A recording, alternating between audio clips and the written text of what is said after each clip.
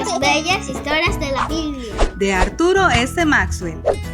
El hombre marcado, basado en Génesis capítulo 4, versículos del 9 al 16 y 25. Caín se espantó con lo que hizo.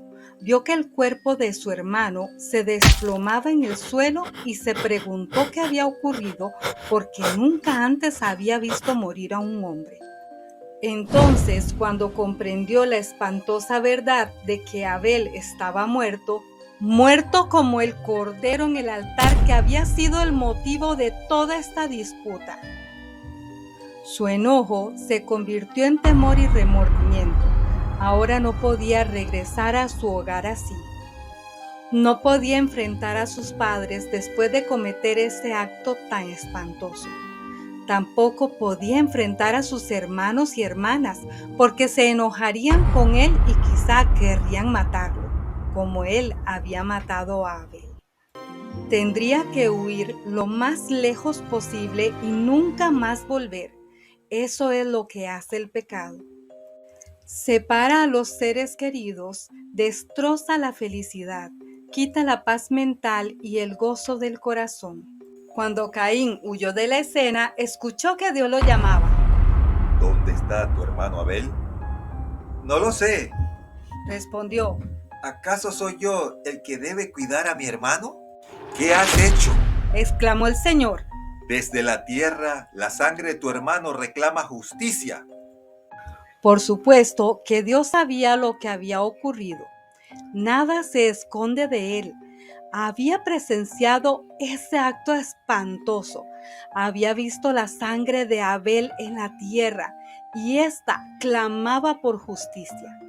De hecho, desde el silencio y la impotencia de la muerte, Abel clamaba más fuerte que si estuviera vivo, para que se hiciera algo por esta gran injusticia.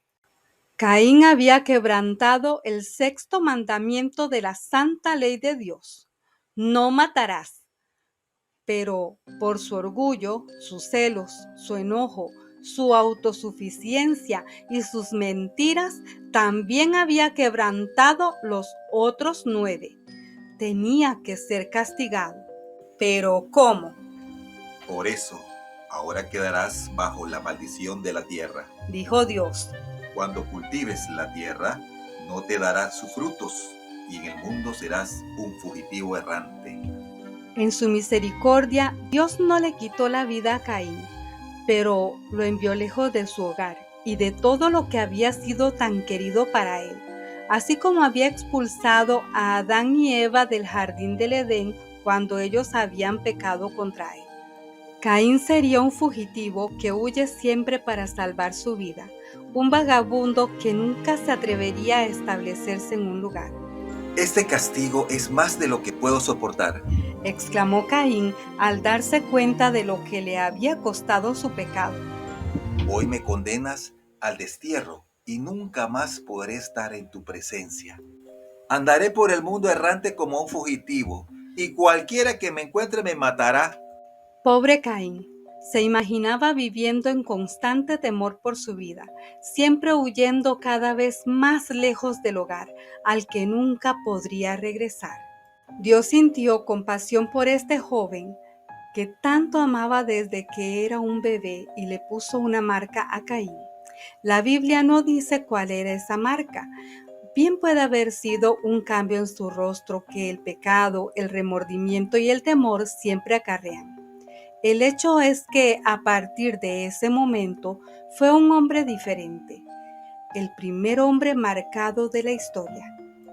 Marcado no para que pudiera ser atrapado y castigado, sino marcado por su castigo, para que pudiera librarse de la muerte. La marca hizo algo más. Le recordaría a Caín, a su esposa, a sus hijos y a todos los que se encontraran con él cuán terribles son los resultados del pecado. Era una advertencia para que nadie optara por ese mal proceder que le había causado tanta tristeza a él y a sus seres queridos. Así Caín se alejó de la presencia del Señor y se fue a vivir a la región llamada Nod, al este del Edén. ¿Alguna vez te pusiste a pensar en lo que significó para Adán y Eva? En un solo día perdieron a 2 hijos. Abel estaba muerto y Caín, su primogénito, del que habían dependido tanto y en el que habían puesto sus esperanzas para el futuro, era un marginado que huía por su vida a tierras desconocidas del oriente. Qué día sombrío debe haber sido aquel.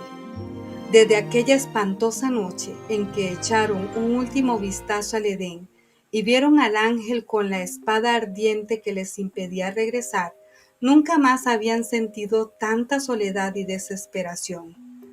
Es probable que se hayan preguntado si valía la pena seguir viviendo y qué sentido tenía seguir esperando.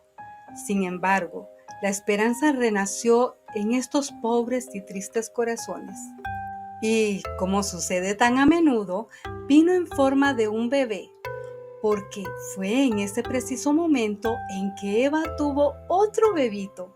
La Biblia dice, y ella tuvo un hijo al que llamó Set, porque dijo, Dios me ha concedido otro hijo en lugar de Abel, al que mató Caín. De modo que volvieron a empezar, creyendo y esperando que este fue el bebé del que vendría la simiente prometida. Comenta con tus padres lo que te gustó más de la historia, lo que aprendiste hoy. Dibuja tu escena favorita. Apoya este ministerio compartiendo con otros.